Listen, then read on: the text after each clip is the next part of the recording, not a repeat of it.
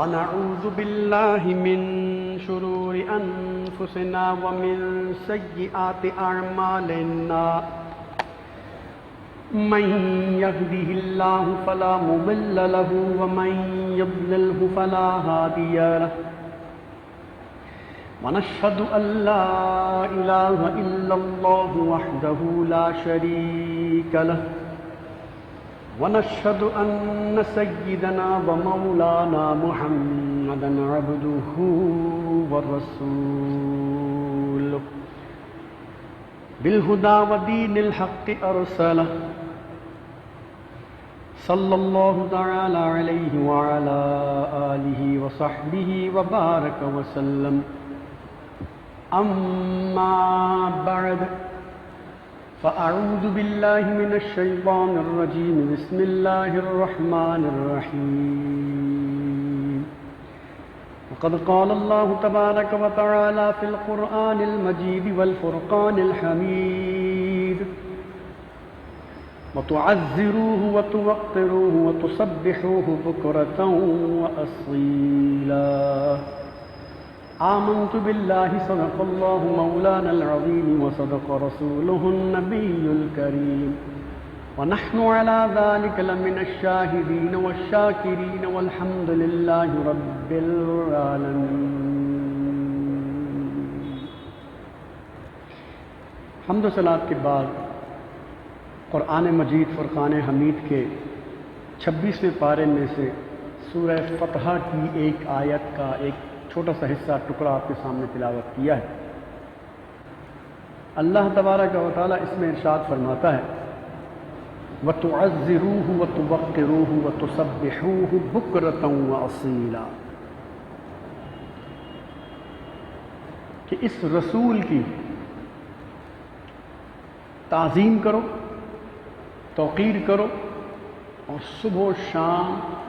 اللہ کی پاکی بولو. سورہ فتح کی اس آیت میں اللہ تبارک و تعالیٰ نے اپنے رسول کی تعظیم اور تکریم کا حکم دیا. اگرچہ اس میں پہلے اللہ تعالیٰ ارشاد فرماتا ہے لِتُؤْمِنُوا بِاللَّهِ وَتُعَزِّرُوهُ وَتُوَقِّرُوهُ وَتُسَبِّحُوهُ بُكْرَةً وَأَصِيلًا، کہ اے محبوب ہم نے آپ کو اس لیے بھیجا، آپ کو شاہد بنایا کہ لوگ اللہ پر ایمان لائیں. تؤمنوا باللہ، اللہ پر لوگ ایمان لائیں. اچھا، ایمان لانے کے بعد کیا کریں؟ تعزروہ وتوقروہ، رسول کی تعظیم کریں، اس کی توقیر کریں. وتسبحوہ بکرۃ واصیلا، اور پھر صبح و شام اللہ کی پاکی بولیں، یعنی اس کی عبادت کریں. تو اس حکم میں 3 باتیں بتائی گئیں کہ ایک اللہ پر ایمان لایا جائے، اور اللہ پہ ایمان لانے کے بعد اس کے بھیجے ہوئے رسول کی تعظیم و توقیر کی جائے. پھر اس کے بعد کہا کہ اللہ کی صبح شام عبادت کی جائے، پاکی بولی جائے، اس کا ذکر کیا جائے. یعنی اللہ پر ایمان لانے کے بعد سب سے مقدم اور سب سے بہترین چیز جو اللہ نے رکھی وہ کیا ہے کہ اس کے رسول کی تعظیم کی جائے، اس کے رسول کا احترام کیا جائے، عزت کی جائے، توقیر کی جائے. پھر اس کے بعد یہ چیزیں رکھنے کے بعد اب وہ اللہ کا ذکر کرے. یعنی ایمان یہ دل کی کیفیت کا نام ہے. اللہ پر ایمان لائے، دل کی کیفیت. رسول کی تعظیم و توقیر کرے، تعظیم دل نے کرے اور توقیر اپنے عمل سے کرے، احترام اپنے عمل سے کرے. اور یہ 2 جب ہو گئے پکا وہ مسلمان ہو گیا. اس کے بعد کہا گیا اب صبح سے لے کے شام تک جو بھی عبادتیں ہیں ان کو کرتے رہو. تو یہ چیز اللہ تبارک و تعالیٰ نے قرآن کریم میں ارشاد فرمائی نا، تو ہر دور میں کچھ ایسے بدبخت قسم کے لوگ پیدا ہوتے رہے، ہر دور میں، جو نبی مکرم نور مجسم شاہ بنی آدم صلی اللہ تعالی علیہ وسلم کی تعظیم و تکریم میں اور ان کی توقیر میں کیڑ نکالتے رہے. اور یہ زمانہ نبوت، پھر زمانہ رسالت، پھر زمانہ صحابہ، پھر زمانہ تابعین، تبع تابعین، پھر اس کے بعد مختلف ادوار میں ہوتے ہوتے ہوتے ہوتے ہر دور میں یہاں تک کہ آج تک یہ سلسلہ چلا اور یہ قیامت تک جب تک دنیا میں مسلمان ہیں یہ چلتا رہے گا. لیکن جب کبھی بھی دین میں کوئی بگاڑ پیدا ہوتا ہے تو اللہ تبارک و تعالی اپنا کوئی ایک ایسا بندہ اس دور میں پیدا فرما دیتا ہے جو اللہ کی مدد سے، اس کے کرم سے دین کی وہ باتیں جو نبی صلی اللہ علیہ وسلم کے زمانے میں، صحابہ کرام کے زمانے کے اندر تھی، دین کی اصل والی باتیں تھیں، دین کی وہ اصل اساس جو تھی، نبی صلی اللہ علیہ وسلم کی تعظیم و تکریم جو صحابہ کرام نے کی، ان کو ایک طرح سے دوبارہ زندہ کر دیتا ہے اور بتاتا ہے کہ رسول صلی اللہ علیہ وسلم کی ذات کیسی ہوتی ہے. پھر سرکار صلی اللہ علیہ وسلم کی مردہ سنتوں کو وہ زندہ کرتا ہے. دین متین کی وہ شکل جو مختلف اسلام مخالفت قوتوں کی وجہ سے مسخ ہو چکی ہوتی ہے، اس کو صحیح حالت میں لا کر حق اور باطل کے درمیان فرق پیدا کر دیتا ہے. ایسے ہی لوگوں کے اندر، ایسے ہی ہستیوں کے اندر ہمارے دور سے مراد یہ کہ شروع کے 100-200 سال کے اندر، ہمارے دور کے اندر ایک شخصیت امام احمد رضا خان فاضل بریلوی رحمۃ اللہ تعالی علیہ کی بھی بنتی ہے کہ اللہ تبارک و تعالی نے جو حکم دیا تھا کہ اللہ پر ایمان لاؤ، اس کے رسول کی تعظیم اور تکریم کرو، تو تعظیم و تکریم میں ایسے ایسے کیڑے نکالے گئے، ایسے ایسے لوگوں کے دلوں میں خرابیاں پیدا کی گئیں. الامان والحفیظ، الامان والحفیظ. میرے بھائیوں، ایک مسلمان کے دل میں اپنے آقا دو جہاں سرور کونین صلی اللہ علیہ وسلم کا اگر ادب نہیں ہے، ان کی محبت اگر نہیں ہے، تو چاہے وہ لاکھوں نمازیں پڑھ لے، کروڑوں روپے کی سخاوت کر لے، حج اور عمرے کے جناب جو وہ بے گنتی ایک ڈھیر لگا دے، قربانیاں کرے، جانوروں کے جانور قربان کرتا پھرے، جتنی بھی عبادت اور ریاضت کرے، نوافل پڑھے، تلاوتیں کرے، سب بیکار. کیوں؟ اسی لیے کسی نے کہا، مولانا محمد علی جوہر کے بھائی کے مولانا محمد شوکت علی، انہوں نے ایک نعت کہی. اس نعت کا ایک شعر ہے، بڑا زبردست شعر. وہ کہتے ہیں محمد صلی اللہ علیہ وسلم، محمد کی محبت دین حق کی شرط اول ہے. محمد کی محبت دین حق کی شرط اول ہے، اسی میں ہو اگر خامی تو سب کچھ نامکمل ہے. یعنی نبی صلی اللہ علیہ وسلم سے محبت اگر نہیں ہے، تعظیم تکریم نہیں ہے، تو سب کا سب بیکار ہے. کچھ اس کا دین مکمل ہی نہیں ہے، کچھ بھی نہیں ہے اس کے بعد. اعلیٰ حضرت امام اہل سنت مولانا امام احمد رضا خان علیہ رحمۃ الرحمان نے لوگوں کو بارگاہ خدا بندی اور دربار مصطفیٰ صلی اللہ علیہ وسلم کا ادب سکھایا. آپ نے اپنی زندگی میں قرآن پاک کا ایک ترجمہ بھی کیا تھا جس کا نام کنز الایمان ہے. وہ اس بات کی گواہی دیتا ہے کہ قرآن پاک کا جو ترجمہ ہے اس کو مطالعہ کیا جائے تو الحمد سے لے کر والناس تک ایک ایک آیت بلکہ ایک ایک لفظ میں اللہ عز و جل کی ذات اور مصطفیٰ صلی اللہ علیہ وسلم کی ذات بابرکت کا ادب ہی ادب آپ کو نظر آئے گا، ادب ہی ادب نظر آئے گا. 14ویں صدی ہجری جب شروع ہوئی تھی نا، تو اس وقت انگریز جس طرح اس نے دنیا کے دیگر ملکوں پہ ناجائز قبضے کیے تھے، ہندوستان پہ بھی قبضہ کیا تھا. اچھا، جب اس نے ہندوستان پر قبضہ کیا تھا نا، تو جو لوگ تاریخ جانتے ہیں وہ جانتے ہیں کہ انہوں نے ہندوستان کو مسلمانوں سے چھینا تھا. اس وقت مسلمان حکمران شاہ جہان کے دور میں وہ لوگ گھسے تھے اور بہادر شاہ ظفر کے زمانے میں انہوں نے پورے ہندوستان پہ قبضہ کر لیا. تو مسلمانوں سے چونکہ انہوں نے چھینا تھا، اب جب مسلمانوں سے چھینا تو مسلمان، کیونکہ پورے ہندوستان، یہ جو آج پاکستان ہے یہ بھی ہندوستان کا ایک حصہ کہلاتا تھا، تو اس جگہ جگہ مسلمان، بالخصوص آج جو پاکستان ہے، جیسے پنجاب ہے، سندھ ہے، KPK ہے، بلوچستان ہے، اس کے اندر سے وہ مسلمان جو انگریز کی اس ناجائز غاصبانہ قبضے کو پسند نہیں کرتے تھے، وہ اٹھ کھڑے ہوئے اور انہوں نے بھرپور اس کی مزاحمت کی. یہ ایک بڑی لمبی اس کے پیچھے جو ہے وہ تفصیل ہے، میں اس کی تفصیل میں نہیں جاتا، مختصر بس ایک دو باتیں عرض کرتا ہوں کہ آج ہم جن مجاہدین کا ذکر اپنی تاریخ کی کتابوں میں پڑھتے ہیں، جیسے زرق خان، پالے خان، ملنگی، امام دین گوہاویہ، برکت مجیٹھیا، اس طرح اور بھی، یہ وہ لوگ تھے جو اپنے گاؤں بستی دیہاتوں کے اندر رہتے تھے، اور انگریز جب وہاں پر آ کے ظلم و ستم کرتے تھے، ہندو ان کی باتوں میں آ کر کرتے تھے، تو یہ لوگ انگریزوں کے خلاف اٹھ کھڑے ہوئے تھے. اور انہوں نے ایک ٹولیاں، ایک چھوٹے چھوٹے لشکر بنا دیے جن کو وہ انگریز باغی کہتا تھا، لیکن حقیقت میں وہ مجاہدین تھے جو اس انگریز سرکار کے خلاف لڑتے تھے. تو انہوں نے انگریز کی ناک میں دم کر کے رکھا. وہ اپنے ٹینک جو ان کے وقت تھے، جو ان کی توپیں تھیں، جو ان کی گولہ بارود تھا، گولیاں تھیں، الغرض ہر حربہ آزما کر انہوں نے دیکھ لیا، لیکن وہ مسلمانوں پر، بر صغیر کے مسلمانوں پر فتح حاصل نہیں کر پائے.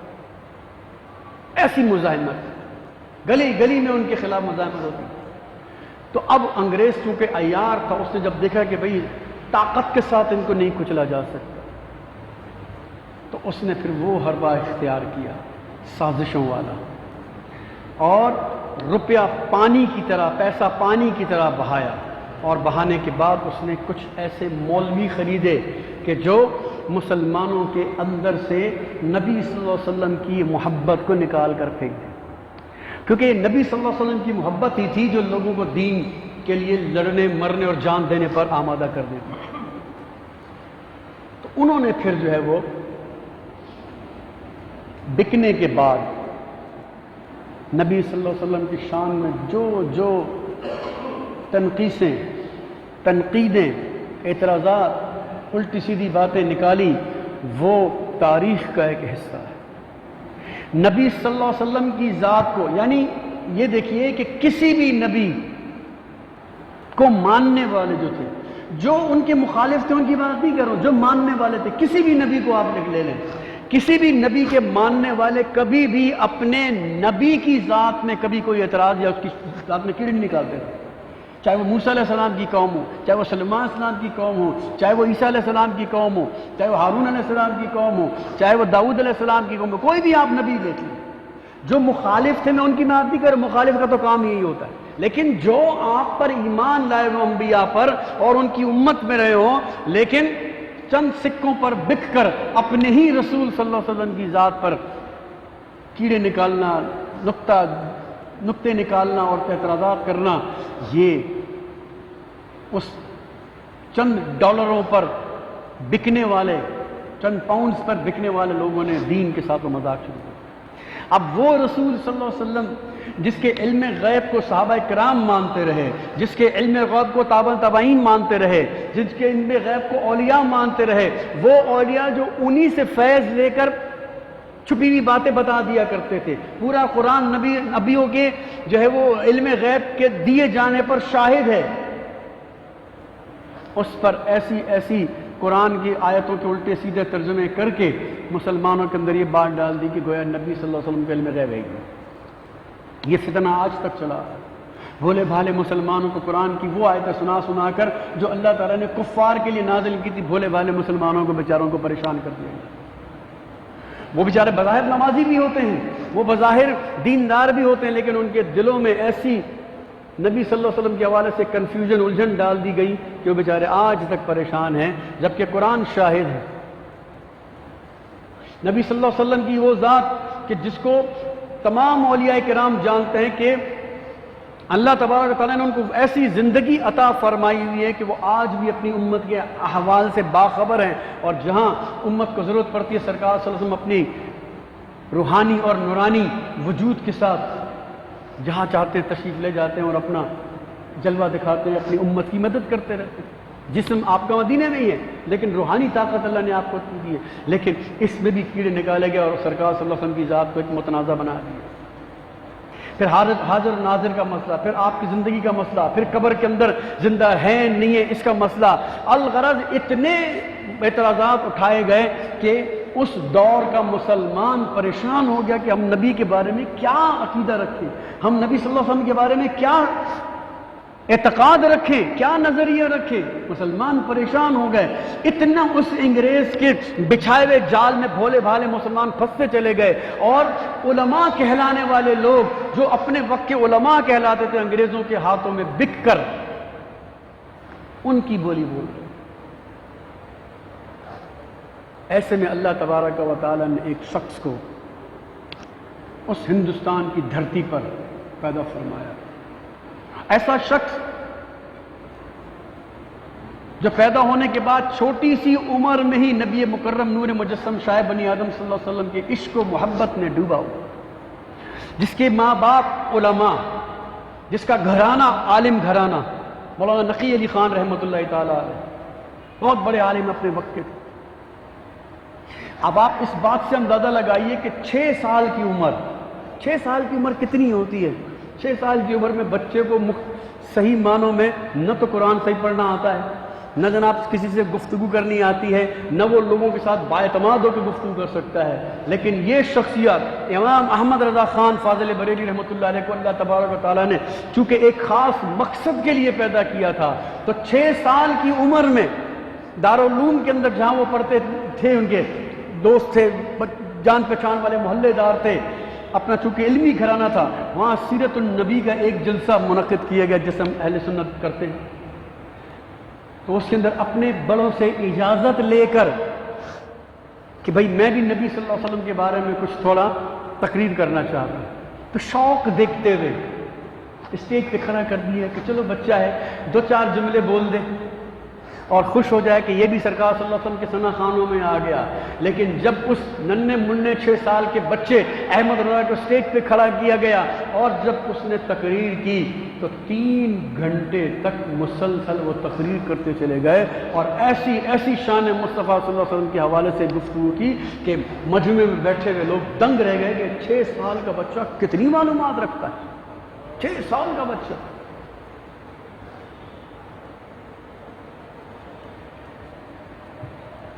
13 سال 8 مہینے اور چند دن۔ 13 سال کتنی عمر ہوتی ہے؟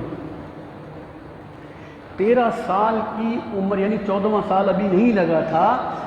13 اور 14 سال کے درمیان ہی یہ جو آج درس نظامی 8 سال کا پڑھایا جاتا ہے، اس کے بعد اس کو جو ہے ایک مفتی کے پاس بیٹھ کر کچھ سال تک اس کے ساتھ چلنا پڑتا ہے۔ جیسے ڈاکٹرز ہاؤس جاب کرتے ہیں، کسی سینئر ڈاکٹر کے ہاتھ کے نیچے ہو کر کیسز کو دیکھتے رہتے ہیں، چیک کرتے ہیں تاکہ اس سے کوئی غلطی ہو تو بڑا سینئر ڈاکٹر، سینئر حکیم یا جناب بڑا مستری جیسے اس کے نیچے ہاتھ کے نیچے کام کرتے ہیں، جیسے ہیلپر ہوتے ہیں، تاکہ کوئی غلطی ہو تو بڑا سینئر اس کو سمجھاتا رہے۔ اس کے پاس کچھ سال گزارنے پڑتے ہیں، پھر وہ اجازت دیتا تب وہ جا کے اپنی دکان، اپنا دارالعلوم، اپنی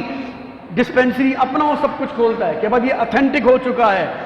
ایسی مطلب کرنے کے لیے آدمیوں کو عمر گزر جاتی ہے، 40 50 سال کی عمر میں جا کے لوگ فتویٰ دیتے ہیں۔ لیکن امام احمد رضا خان فاضل بریلوی رحمۃ اللہ تعالیٰ علیہ جو کہ اللہ تبارک و تعالیٰ کا ایک چنا ہوا بندہ تھا، 13 سال 8 مہینے اور کچھ دن کی عمر میں ہی آپ نے سب سے پہلے رضاعت کا فتویٰ دے دیا۔ رضاعت کا فتویٰ وہ فتویٰ کہ جس میں یہ طے کیا جاتا ہے کہ وہ بچہ جس نے کسی عورت کا دودھ پیا ہو اس کے رشتے کیسے بنتے چلے جاتے ہیں۔ کسی عورت کا دودھ پیا ہو، سگے بیٹے نے نہیں، کسی اور بچے نے۔ آج رضائی بہن بھائی کہتے ہیں، دودھ شریک بہن بھائی کہتے ہیں اس کو۔ دودھ شریک بہن بھائی کے مسائل یہاں پر جتنے بھی میرے لوگ بیٹھے ہوئے ہیں شاید کسی کو معلوم نہیں، شاید ہی کوئی جانتا ہو کہ دودھ شریک بھائی کے ساتھ رشتوں میں کیا معاملہ ہوتا ہے، شادی ہو سکتی ہے نہیں ہو سکتی، یہ معاملات پتہ نہیں، لیکن کسی مفتی سے فتویٰ لینے جاؤ تو وہ بھی کتابیں کھول کر ایک ایک چیز دیکھنے کے بعد وہ فتویٰ دیتا ہے۔ لیکن امام احمد رضا خان فاضل بریلوی رحمۃ اللہ تعالیٰ کو اللہ تبارک و تعالیٰ نے وہ علم، وہ حکمت عطا فرمائی کہ 13 سال کی عمر میں، 13 سال 8 مہینے، سمجھ لو پونے 14 سال کی عمر میں پہلا فتویٰ جب آپ نے دیا، آپ کے والد گرامی نے جب اس فتوے کو دیکھا اور شریعت کے دلائل دیکھے تو آپ نے اسی دن فرمایا بیٹا آج سے دارالفتہ تم نہیں سنبھالنا ہے۔ اور اس 14ویں سال سے لے کر 67 سال کی عمر تک، جو کہ آپ کی وفات کا سال ہے، 67 سال کی عمر تک مسلسل آپ نے فتاویٰ دیتے رہے، لاکھوں کی تعداد میں فتاویٰ آپ کے موجود، لاکھوں کی تعداد میں۔ اور فتاویٰ العطایا نبویہ فی فتاوی رضویہ نام کی 12 اتنی بڑی بڑی جلدوں کے اندر آپ کے فتاویٰ موجود ہیں، جو پورے پاک و ہند بلکہ پوری اسلامی دنیا میں آپ کے فتاویٰ سے استفادہ کیا جاتا ہے۔ اور اب اس کے اندر وہ باتیں جو انہوں نے بند الفاظ میں لکھی تھی یا عربی کے مختصر الفاظ میں لکھی تھی، ترجمے کے بغیر لکھی تھی، فارسی کے الفاظ ترجمے کے بغیر لکھے تھے، ہندی کے الفاظ جو ترجمے کے بغیر تھے، آج جب ان کو کھولا جا رہا ہے، ان کی تشریح کی جا رہی ہے تو وہ 12 جلدیں بڑھ کر 30 جلدیں بن چکی ہیں۔ یہ امام اہل سنت 55 علوم پر اپنے زمانے کے اندر، آپ خود اپنی کتاب میں فرماتے ہیں 55 علوم پر اللہ تبارک و تعالیٰ نے انہیں مہارت عطا فرمائی۔ 55 علوم، آج میں اور آپ 3 4 5 سے زیادہ کوئی علم نہیں جانتے، اور اگر دینی علم کا کہا جائے تو دینی علم کے حوالے سے تو سارے کے سارے ہم لوگ خالی ہیں، ہمیں پتہ ہی نہیں ہے دین کے بارے میں، کچھ نہیں پتہ۔ اللہ تبارک و تعالیٰ نے ایسی شخصیت کو اس دور میں پیدا کیا، انہوں نے آ کے پھر تحریر کے ذریعے، کیونکہ عالم کا کام تحریر اور تقریر ہوتا ہے، تلوار پکڑنا نہیں ہوتا، تحریر سے، تقریر سے انگریزوں کا مقابلہ کیا، انگریزوں کے خلاف جہاد کا فتویٰ دیا، انگریزوں کے خلاف اور انگریزوں کے لے پالک اور خریدے ہوئے علماء جو نبی صلی اللہ علیہ وسلم کے حوالے سے الٹی سیدھی بکواس کرتے تھے، ان کے خلاف کھڑے ہو گئے۔ اور اسی زمانے میں غلام قادیانی نام کا فتنہ جو نبوت میں ایک رخنہ ڈالنے، نقب ڈالنے کے لیے پیدا کیا گیا، اس کا بھی آپ نے بھرپور رد کیا۔ تو اس دور کے اندر اللہ تبارک و تعالیٰ نے امام احمد رضا خان فاضل بریلوی رحمۃ اللہ تعالیٰ علیہ سے وہ خدمات لی کہ آج کا مسلمان ان کا احسان مند ہے۔ آج میں برملا یہ ممبر رسول پہ بڑی ذمہ داری سے یہ بات کرتا ہوں، علماء سے میں نے یہ سنا ہے، کتابوں میں نے پڑھا ہے کہ آج کا مسلمان جو پاکستان، ہندوستان، سری لنکا، نیپال اور جہاں جہاں کہیں بھی مسلمان، سنی مسلمان موجود ہے، عاشق رسول مسلمان موجود ہے، نبی صلی اللہ علیہ وسلم کے نام پہ انگوٹھے چومنے والا مسلمان موجود ہے، صلاۃ و سلام پڑھنے والا مسلمان موجود ہے، ربیع الاول کی محفلیں سجانے والا مسلمان موجود ہے، نبی صلی اللہ علیہ وسلم کے لیے نعتیں پڑھنے والا مسلمان موجود ہے، نبی صلی اللہ علیہ وسلم کو سلام پیش کرنے والا مسلمان موجود ہے۔ تو آج ہر ایک پر امام احمد رضا خان صاحب فاضل بریلوی رحمۃ اللہ علیہ کا احسان ہے کہ انہوں نے سرکار صلی اللہ علیہ وسلم کی شان وہ بتائی جو کتابوں سے ایک طرح سے مٹا دی گئی تھی، جو اس انگریز نے آ کر مسلمانوں کے دلوں سے نبی صلی اللہ علیہ وسلم کی محبت کو دور کرنے کا ہر طریقہ اختیار کیا۔ اس احمد رضا خان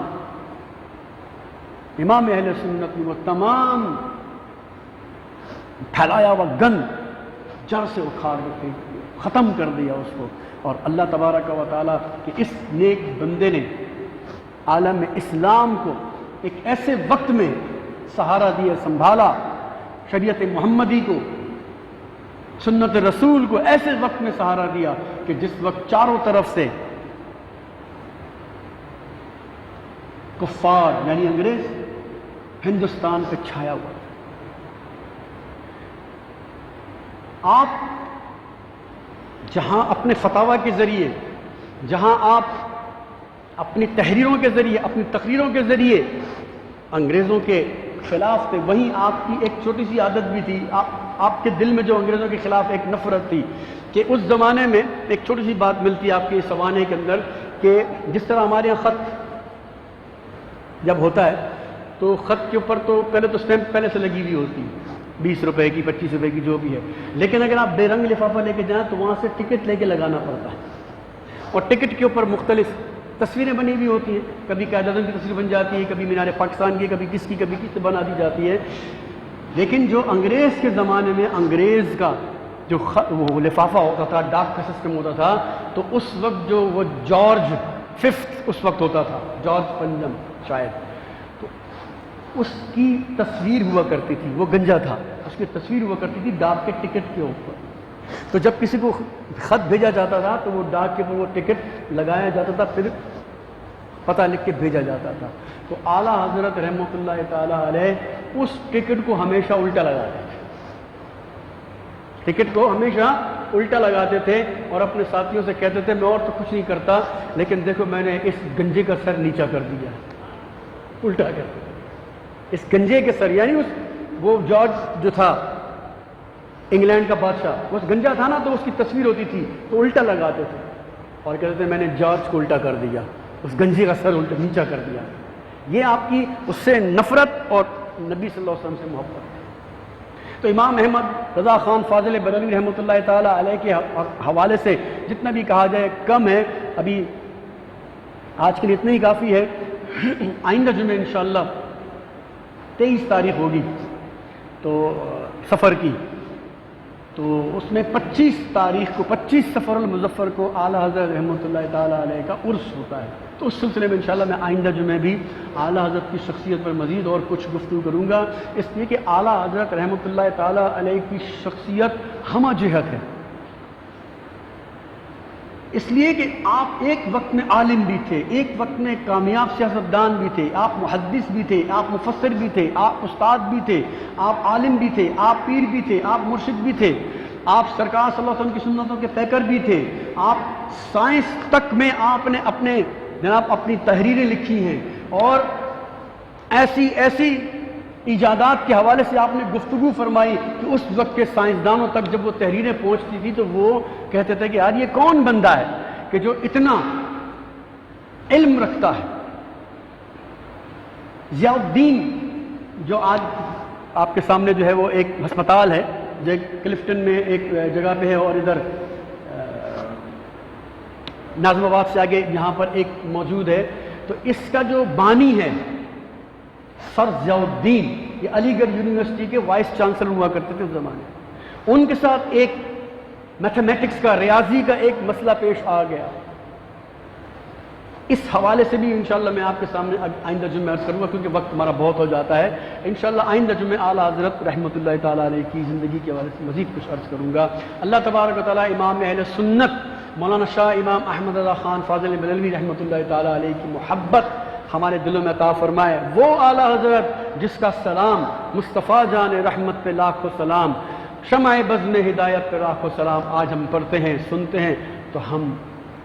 مچل جاتے ہیں، سرکار صلی اللہ علیہ وسلم کی محبت میں کھو جاتے ہیں۔ یہ اسی امام احمد رضا کا لکھا ہوا سلام، اور آپ کی نعتیں ہدایت کے بخشش وہ اگر آدمی پڑھے سنے تو ایک عجیب کیفیت طاری ہو جاتی ہے۔ اللہ تبارک و تعالیٰ توفیق عطا فرمائے، آمین ثم آمین بجاہ النبی الامین وما علینا الا البلاغ۔